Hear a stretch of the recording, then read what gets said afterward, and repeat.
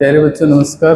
हम लोग हमारी पहली पाठ्य पुस्तक है हिंदी भाषा और साहित्य के इतिहास को पढ़ रहे थे और उस दौरान हम लोगों ने पढ़ा कि जो हमारी पहली पाठ्य पुस्तक उसके अंतर्गत हम लोग तो पूर्व मध्यकाल है। पूर्व मध्यकाल को हम लोग अध्ययन कर रहे थे और इसी क्रम के दौरान हम लोगों ने जो निर्गुण और सगुण को लेकर के जो हमारा अगला बिंदु है, उससे पहले हम लोग उनकी जो प्रवृत्तियां भक्तिकाल की या भक्तिकाल हिंदी साहित्य का स्वर्ण युग किस प्रकार से रहा, तो उसका हम लोग अध्ययन कर रहे थे। तो आगे वाले जो बिंदु है वो कह सकते हैं कि भक्तिकाल को लेकर के ही है और इसमें जो सगुण और निर्गुण काव्य धाराएं दो रही, ज्ञान मार्गी भी रही, प्रेम मार्गी भी रही, उसके साथ साथ पुष्टि मार्गी भी रही। तो सब अलग अलग शाखाओं के जो प्रतिनिधि कवि हैं उन कवियों ने अपनी काव्य रचना की और काव्य रचना करने के साथ साथ उन्होंने अपनी रचनाओं के अंदर जो सगुण और निर्गुण है और उसकी विशेषताओं की खातिर उन्होंने क्या कहा, तो इसका हम लोग आज वर्णन कर लेते हैं। हमारा जो बिंदु है वो निर्गुण और सगुण काव्य धारा, उसमें सबसे पहले है सगुण काव्य धारा। तो सगुण काव्य धारा की प्रमुख विशेषताओं को देखें तो सगुण का मतलब होता है साक्षात, जो हमें स्पष्ट दिखाई देता है। और इसी दृष्टि से जैसे कि हम लोग जो साकार को मानते हैं और साकार को मानने के पीछे ये है कि जिस तरह से सूरदास जी ने कहा है ना कि हमारा जो मन है वो एक तरह से चंचल है, हमारा जो मन है वो एक तरह से चंचल है और वो एक स्थान पर एकाग्र जैसे स्थिर रखने के लिए और हमारी एकाग्रता बनाने के लिए जिस तरह से हमें कह सकते हैं कि मूर्ति पूजन है या सगुण साक्षात है, ईश्वर की जो रूप सौंदर्य को देख करके, उनकी प्रतिमा को देख करके अपना पूजा अनुष्ठान करते हैं। जिस तरह से प्रथम पूज्य भगवान गणेश जी हैं, ठीक है, उनकी वंदना करते हुए और हम अपना जो मांगलिक कार्य है उनको शुरू करते हैं, तो वैसे ही इनकी खातिर बताया जाता है। इस पे थोड़ा सा हम लोग प्रकाश डाल लेते हैं। तो इस सगुण की विशेषताओं की खातिर वो कहता है कि इस भक्ति काव्य के अंतर्गत ईश्वर के सगुण अर्थात साक्षात रूप को महत्व दिया गया है। जैसे मैंने आपको पहले भी बताया कि भक्ति काल के दौरान है जो कह सकते हैं कि हमारे दो युग रहे, वैसे तो 4 युग हैं, सतयुग है, त्रेता है, द्वापर है, कलयुग है, वर्तमान कलयुग चल ही रहा है। किंतु एक दृष्टि डालें तो त्रेता और द्वापर युग के अंदर भगवान विष्णु जी के वैसे तो हम लोग पढ़ेंगे आगे, उन्होंने 9 अवतारों के रूप में यहाँ जन्म लिया, किंतु कभी उन्होंने मत्स्य अवतार के रूप में, कभी उन्होंने कह सकते हैं कि कुरुम रूप में, कभी कह सकते हैं कि नरसिंह रूप में, ठीक है। किंतु यहाँ द्वापर और त्रेता का जिक्र करें तो त्रेता के अंदर राम जी के रूप में आए और द्वापर के अंदर श्री कृष्ण जी के रूप में आए। तो उन दोनों रूपों में आकर के एक लोक रंजक रूप है और एक लोक रक्षक रूप, ठीक है। तो जिस तरह से भक्तों का उद्धार किया तो उनका एक तरह से साक्षात साकार रूप ही था, तो जिनको हमें अपना कह सकते हैं कि साक्षात उनके दर्शन कर सकते थे, ठीक है, और उनको देखा भी। तो उन्हीं के ऊपर कहते हैं कि रूप को महत्व दिया। अवतारवादी अर्थात एक ब्रह्म, एक परम पुरुष के रूप में अवतार लेना, ठीक है। जिस तरह से कलयुग में कल की अवतार के रूप में वो आएंगे, इसी तरह से वो कहते हैं कि यहाँ अवतारवादी जो रूप है वो देखने को मिला। उसके साथ साथ अवतारवादी दृष्टि को स्वीकार किया गया तथा ईश्वर की शक्ति, सौंदर्य और शील संवंती रूप की आराधना की गई। अब यहाँ बताया गया कि एक तो अवतारवादी रूप को स्वीकार किया गया, ईश्वर की जो शक्ति है, परम सत्ता, ठीक है। जिस तरह से मैंने आपको एक दिन पहले भी बताया था कि ये जो भगवान नाम है अपना, और भगवान नाम अर्थात मनुष्य के पंच तत्व, मनुष्य शरीर के पंच तत्व। अब मनुष्य शरीर के पंच तत्व और उन्हीं से ये भगवान नाम बन गया। वैसे भूमि बना, गैसे गगन बना, वैसे वायु बना, आ से अग्नि बनी और न से नीर बना, ठीक है। और ये कह सकते हैं कि ये इन्हीं का जो रूप है और इसी की खातिर वो कहता है कि ईश्वर के शक्ति, सौंदर्य और शील अर्थात उनकी शक्ति, उनका रूप सौंदर्य और शील अर्थात उनका स्वभाव, ठीक है। तो उनको लेकर के समन्वित रूप की जो धारणा है वो की गई है, आराधना है वो की गई, अर्थात उनके रूप को लेकर के आराधना अर्थात पूजा ठीक है। और ये कह सकते हैं कि इस सगुण रूप का जो वर्णन है उसमें देखने को मिलता है, तथा उनकी लीलाओं का वर्णन किया गया है। अब उनकी लीलाओं का वर्णन किया गया है, यहाँ राम जी कह सकते हैं कि मर्यादा पुरुषोत्तम रूप के रूप में रहे, अपनी मर्यादाओं में रहते हुए अपने आदर्शों की स्थापना की। लीलाओं का जिक्र करें तो भगवान श्री कृष्ण जी की जो लीलाएं थी, ठीक है, बाल सखा के रूप में देख सकते हैं हम लोग। उसके बाद जिस तरह से किशोरावस्था में धीरे धीरे बड़े हुए, कह सकते हैं कि ठीक है, मथुरा के शासक बने, उसके साथ साथ कह सकते हैं कि द्वारिका, जगन्नाथपुरी, तो ये सारे के सारे जो स्थान है और उनमें उनकी जो लीलाएं है वो लीलाएं अपने आप में कह सकते हैं कि अद्भुत अलौकिक है, ठीक है। आध्यात्मिक दृष्टि से देखें तो उनकी लीलाएं अपने आप में कह सकते हैं कि उनकी कोई भी कल्पना है वो नहीं की जा सकती। तो यहाँ जो सगुण और भक्ति काव्य धारा उसकी विशेषताओं के अंतर्गत है, उन्होंने ईश्वर के जो सगुण रूप है, साक्षात रूप है, उनको महत्व दिया। अवतारवादी को उन्होंने स्वीकार किया तथा ईश्वर के शक्ति, सौंदर्य और शील समन्वित रूप की जो आराधना है उसकी आराधना उन्होंने की। लीलाओं का वर्णन किया गया, उसके साथ साथ गुरु बंधन को महत्व दिया गया। जैसे उन्होंने बताया कि मैंने आपको बताया कि जैसे निर्गुण वाले में थे और वैसे सगुण वाले भी थे, तो उन्होंने सर्वाधिक जो महत्व है वो गुरु के को दिया। और उसके साथ साथ वो कहते हैं कि देते हुए जाति पाति की उपेक्षा की। अब उन्होंने बताया कि किसी भी जाति, किसी भी धर्म का जो व्यक्ति है वो अपने ईश्वर को कह सकते हैं कि उनकी जो आराधना है वो कर सकता है। यहाँ देखा जाए तो मैं एक अपने साहित्य के जो रचनाकार हैं जिनका नाम है रसखान जी हैं, ठीक है, और उन्होंने भगवान श्री कृष्ण जी की आराधना की। या कह सकते हैं कि जो सबरी है वो शूद्र है और उन्होंने यहाँ पर जिस तरह से राम जी की आराधना की। शंभुक है वो भी शूद्र है, उन्होंने राम जी की आराधना की। कह सकते हैं कि जो विदुर है वो दासी पुत्र है, उन्होंने राम जी की आराधना की।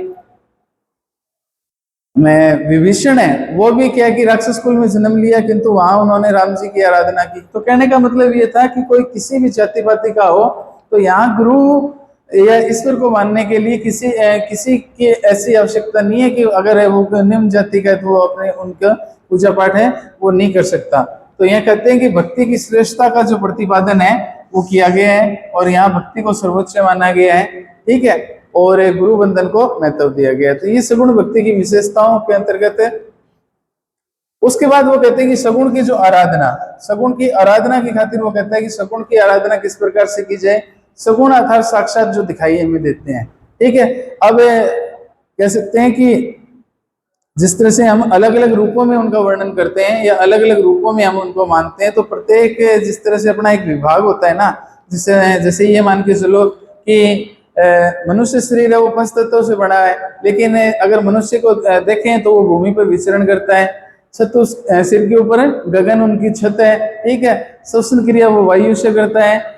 अपनी ऊर्जा को स्त्रावित करने के लिए उसमें अग्नि है और अपने जो मन की प्यास है या कह सकते हैं कि शरीर की जो तृप्ति है उसको वो नीर के माध्यम से तृप्त करता है। तो ऐसे ही उसमें दिखाया गया है कि यहाँ सगुण की आराधना के लिए किस तरह से उपयोगी है। तो उसमें वो कहते हैं कि सगुण सगुण अर्थात सगुण भक्ति काव्य धारा के कवियों ने ब्रह्मा की साकार अर्थात यहाँ ब्रह्मा का जो संबंध है वो ईश्वर से है।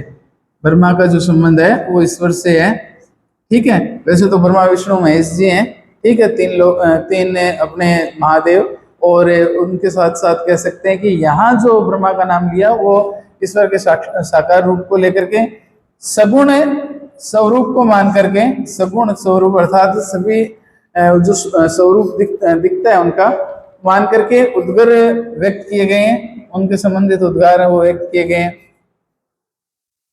निर्गुण भक्तों की भांति, जो निर्गुण भक्त रहे उनकी भांति सगुण भक्तों ने ब्रह्मा के दोनों रूप निर्गुण और सगुण को स्वीकार किया।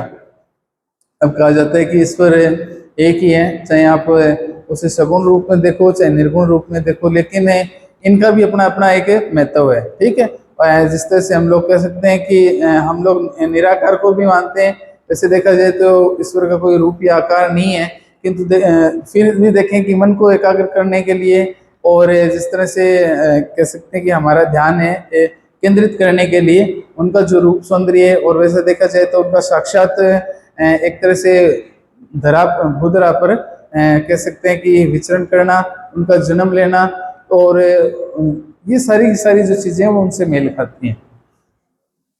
स्वीकार किया, परंतु उन्होंने ये माना कि ईश्वर का सगुण साकार रूप सहज गाह्य एवं बुद्धिगम्य है। अब वो कह सकते हैं कि जो चीज है, एक तो किसी चीज को हम देखें और देखने के बाद हम उसका अनुकरण करें, और एक जो चीज है उसके बारे में सिर्फ एक कल्पना करके बताया जाए, तो उन दोनों चीजों में फर्क होता है। जिस तरह से एक तो कह सकते हैं हम किसी फल के बारे में चर्चा करें कि आपने सेब को देखा गया, सेब का सेवन करने से इतनी जो बीमारियां हैं वो कम हो जाती हैं, या सेब का जो आकार है वो इस तरह का होता है, या आपने आम को देखा गया वो इस तरह से होता है, वो रसीला होता है। हम सिर्फ बताएं और एक उसको साक्षात उसको दिखाएं, और एक उसके बाद उसका खुद का उसका सेवन करके देखें, तो हर चीज के अंदर अपना एक फर्क रहता है। तो इसी तरह से वो कहते हैं कि यहाँ जो सगुण आराधना है, उस सगुण आराधना के अंतर्गत ये जो सगुण भक्ति धारा के जो कवि हैं, उन कवियों ने ब्रह्मा के साकार सगुण स्वरूप को मान करके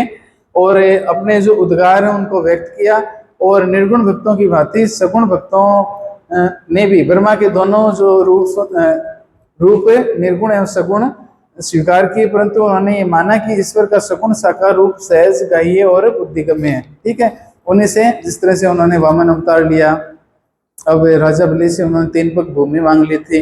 अब बुद्धिगम्य है तो इसलिए कह सकते हैं कि उन्होंने सोचा कि अभी छोटे से एक साधु के रूप में है और 3 पग भूमि होती कितनी क्या है। ठीक है, जबकि देखा जाए तो 3 पग से एक पांव से तो उन्होंने धरती को नाप दिया और दूसरे पांव से आकाश को। अब तीसरे पांव की खातिर उन्होंने कहा कि राजन मैं अब कहाँ पाँव रखूं, तो उन्होंने कहा कि आप मेरे मस्तिष्क पे से रख दो, और वो जो राजा बलि है वो पाताल लोक चले गए। और उसके बाद उन्होंने वैसे भी उनका कल्याण किया, वो भी एक अपने आप में जुड़ी हुई कहानी है। लेकिन यहाँ देखें तो यहाँ उनकी बुद्धिगम्यता का परिचय दिया। या फिर भगवान सर्वप्रथम पूजनीय हमारे गणेश जी हैं, तो गणेश जी की बुद्धि परीक्षा, या कार्तिकेय जी की जब भगवान शिव जी ने बुद्धि परीक्षा ली, तो उन्होंने कहा कि जो पृथ्वी को पहली परिक्रमा कर करके और जो पहले उपस्थित होगा वही सर्वश्रेष्ठ होगा। तो सब अपने अपने वाहन लेकर के निकल गए, और उसके बाद जैसे गणेश जी का वाहन मूषक था, तो उन्होंने सोचा कि इससे तो मैं कहाँ परिक्रमा कर पाऊंगा, तो उन्होंने अपने माता पिता भगवान शिव और माता पार्वती को बिठा करके और उनके बाहर ये 3 परिक्रमा कर दी। ठीक है, और 3 परिक्रमा करने के बाद उन्होंने बताया कि माता पिता ही सबसे बड़े कह सकते हैं कि गुरु हैं। ठीक है, और उनसे बड़ा कोई हो सकता है क्या। तो यहाँ एक तरह से बुद्धि कौशल का परिचय देते हुए, और उसके बाद भगवान शिव जी ने उन्हें कह सकते हैं कि प्रथम पूज्य के रूप में और कुशल बुद्धि के देवता के रूप में उन्हें स्वीकार किया। तो इस तरह से कह सकते हैं कि उनकी जो बुद्धिगम्य है वो भी हमारे लिए बड़ी ही उपयुक्त रहती है, अच्छी रहती है। उसके साथ साथ और जो साकार रूप में हमें देखने को मिलती है कि उन्होंने किस तरह से अपनी बुद्धि का परिचय दिया। यहाँ राम जी को देखें तो उनके शील स्वभाव को देखें तो वो भी अपने आप में एक तरह से बुद्धि कौशल का ही परिचय था। चाहते तो कभी भी रावण का वध कर सकते थे, किंतु प्रत्येक परिस्थिति को देख करके और उपयुक्त समय को देख के, फिर जितना कह सकते हैं कि समय था उस समय को पूरा निकाल करके, और उसके बाद एक तरह से रावण का कह सकते हैं कि एक तरह से कल्याण किया। यहाँ देखा जाए तो भगवान श्री कृष्ण जी भी जिस तरह से महाभारत का युद्ध हुआ, तो महाभारत के युद्ध के दौरान वो जानते थे कि वो चाहते तो चंद सेकंड के अंदर ही अपने सुदर्शन से और जो कौरव सेना उनका वध कर सकते थे, किंतु यहाँ देखने को मिला कि जहाँ अधर्म पर धर्म की विजय और असत्य पर सत्य की विजय को इस तरह से दिखाया गया कि ताकि जो समाज है उसको ऐसा लगे कि हाँ साक्षात अवतारी पुरुष के रूप में आकर के उन्होंने एक कुशल बुद्धि का परिचय दिया। तो ऐसी जो बुद्धि या ऐसी जो साकार रूप है वो इनके माध्यम से हमें देखने को मिलता है। आगे वो कहते हैं कि राम भक्ति शाखा के जो कवि हैं उन राम भक्ति शाखा के जो प्रमुख कवि हैं गोस्वामी तुलसीदास जी ने स्पष्ट लिखा है, ज्ञान कहे अज्ञान बिनु तम बिनु कहे प्रकाश, निर्गुण कहे सगुण बिनु सो गुरु तुलसीदास। अब वो कहते हैं कि चाहे ज्ञान और चाहे अज्ञान से, ठीक है, और ज्ञान चाहे अज्ञान के, बिनु तुम बिनु कहे प्रकाश की, आपके बिना मुझे कहाँ इस चीज का कह सकते हैं कि आशीर्वाद प्राप्त होने वाला था, कहाँ मुझे इस चीज का पता चलने वाला था। सगुण बिनु सु गुरु सूरदास, अर्थात वो कहते हैं कि जब मैंने आपको साक्षात रूप देखा ना, और आपका साक्षात रूप देखने के बाद ही मुझे आभास हुआ कि हाँ आपका जो रूप है वो कितना कह सकते हैं कि अलौकिक है। जैसे एक पंक्ति भी है कि नाम है तेरा तारनहारा, कब तेरा दर्शन होगा, जिनकी महिमा इतनी प्यारी वो कितना सुंदर होगा। तो वो कहने का मतलब उनको जब हम लोग देखते हैं ना, तो देखने के बाद ही हमें पता चलता है कि वो कितने के कह सकते हैं कि सौंदर्यवान है, कितने के शीलवान है, कितने के रूप सौंदर्य कितनी है, कितने बुद्धिवान है, तो ऐसी कितने शक्तिमान है। तो इस चीज को लेकर के उन्होंने इसका जो परिचय वो दिया। निर्गुण की चर्चा के लिए, निर्गुण की चर्चा के लिए वो कहते हैं कि सगुण की जो भावना है वो अनिवार्य है। अब अगर हम किसी चीज का एक सिक्के के दो पहलू कह सकते हैं कि एक को देखें तो इन दोनों के बिना किसी चीज का अपने एक तरह से मूल्यांकन नहीं कर सकते, किसी चीज की तुलना नहीं कर सकते। अब किसी भी एक चीज को दिखाने के लिए एक ये मान के चलो कि जिस तरह से अपना द्वंद्व समास ले लो, द्वंद्व समास के अंतर्गत जिस तरह से ये कहते हैं कि बीच में एक और आता है ना, हालांकि दोनों ही पद प्रधान होते हैं, जिस तरह कह सकते हैं धरती और आकाश, दिन और रात, ठीक है, चंद्रमा और सूरज, उसके साथ साथ कह सकते हैं माता और पिता, भाई और बहन, ठीक है, जल और अग्नि।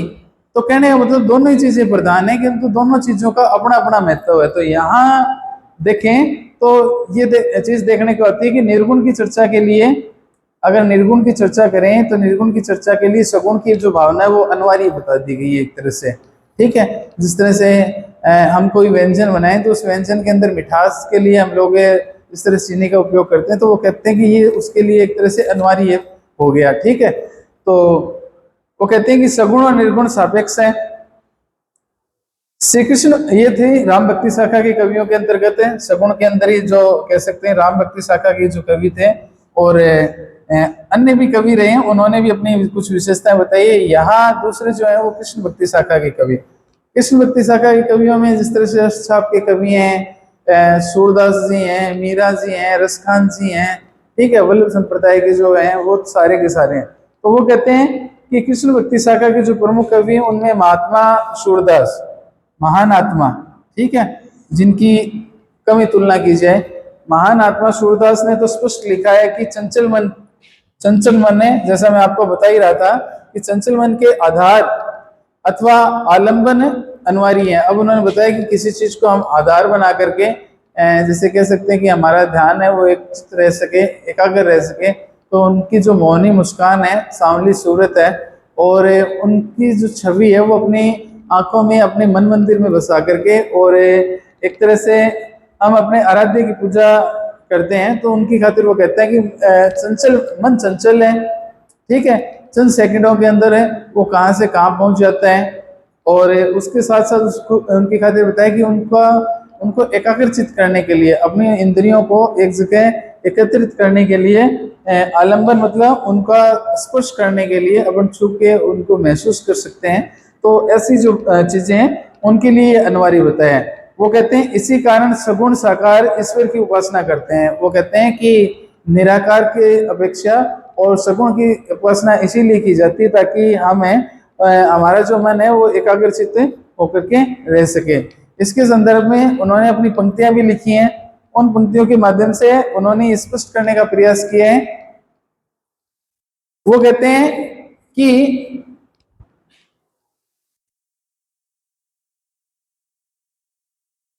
वो कहते हैं कि अविगत गति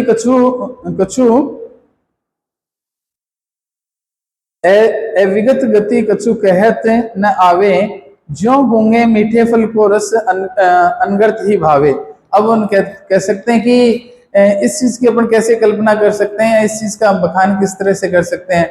अगर किसी गूंगे व्यक्ति को एक फल दे दिया जाए और फिर उससे पूछा जाए कि इस फल में कितना मिठास है, या कितनी खटास है, या कितना कड़वा है, या कितना मीठा है, तो बेचारा बिना आवाज की किस तरह से क्या बता सकता है।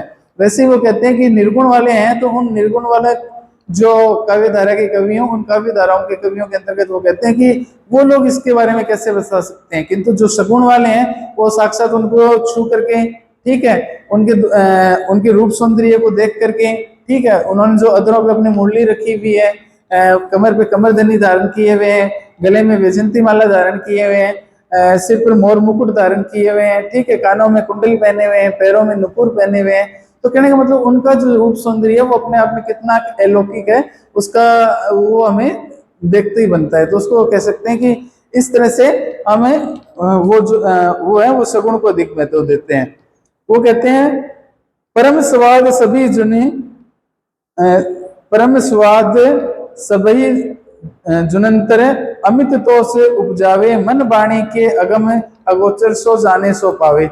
अब वो कहते हैं कि ये वही व्यक्ति जान सकता है जो इसके अंदर एक तरह से निपुण हो या उसे उस चीज का पता हो। अब कह सकते हैं कि जरूर फल मीठा है, खाने में भी स्वादिष्ट है, खाने में स्वाद भी आ रहा है, किंतु उसका वो बखान नहीं कर सकता, ठीक है।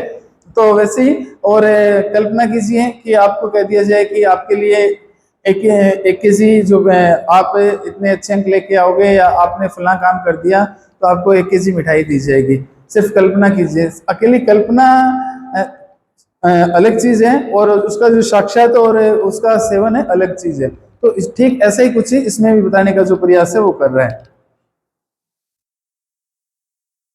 अमित तो से उपजावे मन वाणी को अगम अगोचर सो जाने सो पावे, रूप रेख गुण जाति जुक्ति बिनु निर्लंब मन चक्रत धावे, सब विधि अगम विरही ताते सुर सुगम लीला पद पावे। अर्थात वो कहते हैं कि ये सारी की सारी जो चीजें हैं ना, जब उसका तभी हम लोग आभास कर सकते हैं या उसको देख सकते हैं जब इसके बारे में या उस चीज को छू करके हम महसूस कर सकते हैं।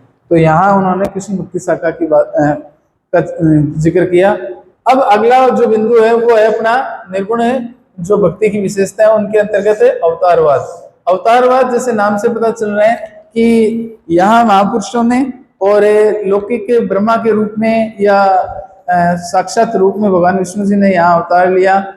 अकेले विष्णु जी नहीं, भगवान शिव जी के जैसे 13वें रुद्र के अवतार के रूप में हनुमान जी भी आए, ठीक है, शक्ति के रूप में वहाँ वैष्णो देवी भी आई। तो कह सकते हैं कि अलग अलग रूपों में यहाँ जो अवतार है वो देखने को मिला। तो यहाँ सगुण भक्त कवियों ने माना कि भगवान सर्वथा अजर अमर है। अब इनका मानना था कि ये जो सगुण कवि थे जिनको साकार रूप में वो विश्वास करते थे या उनके शील सौंदर्य की समन्वित रूप की आराधना को उन्होंने महत्व दिया, तो इन लोगों ने उनके बारे में बताया कि ईश्वर जो है वो सर्वथा अजर अमर है। यहाँ भगवान नाम आया तो इस भगवान नाम से हम यहाँ देखें कि हमारे जो पंच तत्व है उन पंच तत्वों में ये देखने को मिलता है कि ये चीजें सारी की सारी अजर अमर है, ठीक है, कहीं भी इनका विनाश होने वाला नहीं है।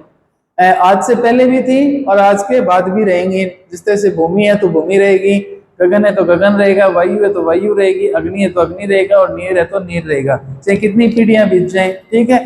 तो ये जो पंच तत्व है वो अजर अमर है, तो उनकी खातिर कहा जाता है कि भगवान भी है वो भी सर्वथा अजर अमर है। अमर अखंड है, वो अखंड भी है कि टूटने वाले नहीं है। जैसे उन्होंने अपना जो रूप है वो धरा है तो उस रूप के अनुसार उनकी खातिर बताया जाता है कि वो वैसे के वैसे हैं। परंतु समय समय पर भक्तों का कल्याण करने के लिए लीला अवतार द्वारा उन्हें सुख देने के लिए तो इनकी खातिर वो कहते हैं कि समय समय पर जिस तरह से भगवान विष्णु जी के जो 9 अवतार हो गए हैं, उन 9 अवतारों में उन्होंने भगवान जैसे नरसिंह जी का जिक्र करें, जब उन्होंने नरसिंह अवतार लिया तो उन्होंने क्या है कि अभी जो अपना होलिका पर्व आ रहा है तो होलिका पर्व के दौरान एक जो भक्त प्रहलाद था तो उस प्रहलाद की रक्षा करने के लिए खंभा फाड़ करके वो खड़े हो गए थे।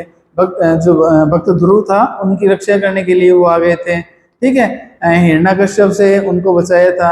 तो जैसे जैसे देखें जैसे परशुराम जी थे तो उन्होंने जो सहस्त्रबाहु नामक जो राजा हो गए थे और उन राजाओं के जो क्षत्रियों की जो अत्याचार ज्यादा बढ़ गए थे तो उस दौरान उन्होंने अपना फरसा ले लिया, ठीक है। फिर उसके बाद राम जी के रूप में आ गए तो रावण से और जब जनता परेशान थी तो उस समय देख लिया, या फिर कह सकते हैं कि भगवान श्री कृष्ण जी के रूप में आ गए, जब कह सकते हैं कि भाई भाई का एक तरह का कह सकते हैं कि क्षति पहुंचाने की कोशिश कर रहा था, तो उस दौरान आकर के उन्होंने असत्य पर सत्य की विजय को दिलाने का प्रयास किया। ठीक है, कह सकते हैं कि झूठ के ऊपर और सच्चाई की जो विजय वो देखने को मिली। तो ऐसे ही वो कहते हैं कि जब जब समय और जैसे महाभारत के दौरान कहा गया है ना कि यदा यदा ही धर्मस्य ग्लानि भारती भाव अभ्युत्थानम संभवानि युगे युगे, तो कह सकते हैं कि जब जब धर्म की हानि होगी तब तब भगवान विष्णु जी हैं वो अवतार पुरुष के रूप में जन्म लेंगे। तो कह सकते हैं कि यहाँ समय समय पर भक्तों के कल्याण के लिए अपनी लीला का विस्तार करते हैं तथा उन्हें सुख देने के लिए, पृथ्वी का भार उतारने के लिए। ठीक है, जब पृथ्वी एक तरह से पाप के बोझ से दबती है तो उनका जो भार उतारने के लिए सगुण साकार रूप धारण करके और इसी महितल पर अवतरित होते हैं और इस धरा पर आकर के जो है भक्तों का कल्याण करते हैं। ठीक है, तो जैसे देखा जाए तो अकेले महाभारत का ही क्या जिक्र करें, उन श्री कृष्ण जी के जो मामा के रूप में देखा जाए तो कंस का भी एक तरह से जातियां बढ़ गई थी। और इन सबको लेकर के इन कवियों ने इनके जो साकार रूप है उनका बड़ा सुंदर और